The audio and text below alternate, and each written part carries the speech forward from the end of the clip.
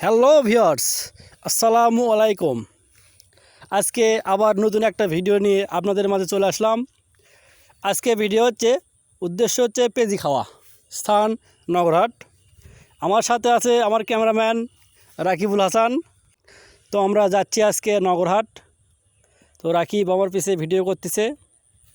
তো যেতে যেতে অবশেষে চলে আসলাম নগরহাট ফরিদ চাচার দোকানে।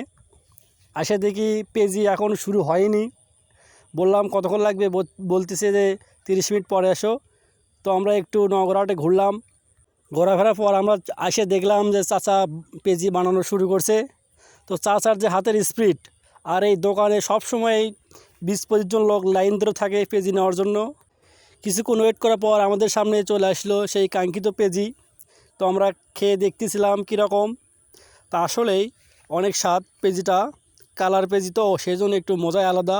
তো পেঁজি খাচ্ছি, রাকিব বলতেছে সেই স্বাদ, আর মাঝে মাঝে ক্যামেরার মধ্যে ভুলকি দিচ্ছে। আসলে পেঁজি খাচ্ছিলাম। ধন্যবাদ।